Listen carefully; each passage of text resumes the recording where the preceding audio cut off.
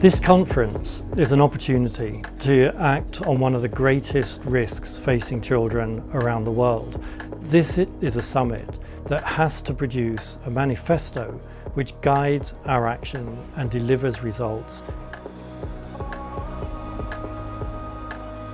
This ministerial is a bit of a milestone. There's got to be real widespread action taken now to stop the inexorable rise in the deaths and injuries. As the chairman of the FIA Foundation, I'm really proud that our very, very small NGO has been able to be a catalyst for a lot of the action that has taken place.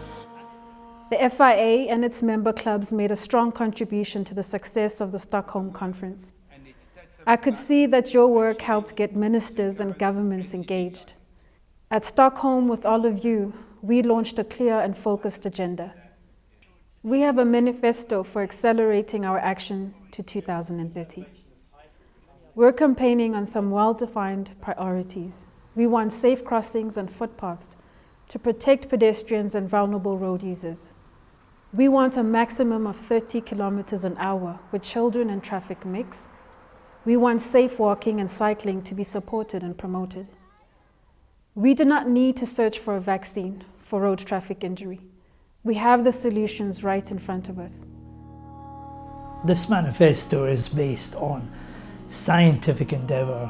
It's a series of proposals that we know absolutely will reduce the carnage, the deaths, the serious injuries, the pollution that is affecting people. In the decade that has taken place, we've lost some 2 million children through road crashes, and 100 million have been unnecessarily injured on the roads of the world, and that should really make government ministers realise that they are culpable.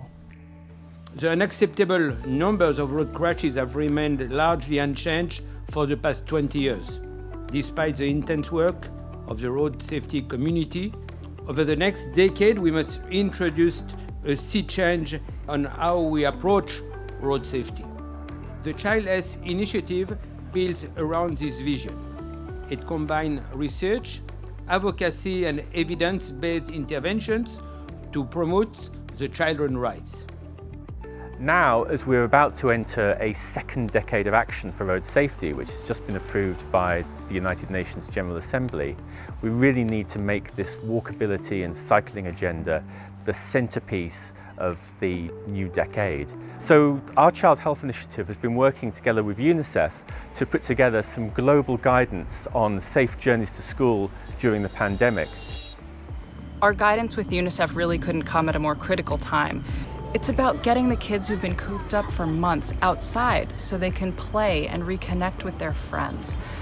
We must seize this unfortunate opportunity because kids have been facing these challenges long before the pandemic.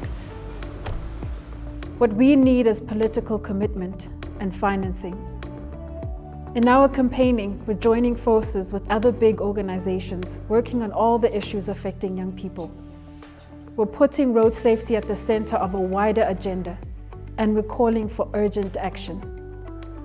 I know that while we cannot meet this year, we'll all stand together in our efforts to save lives.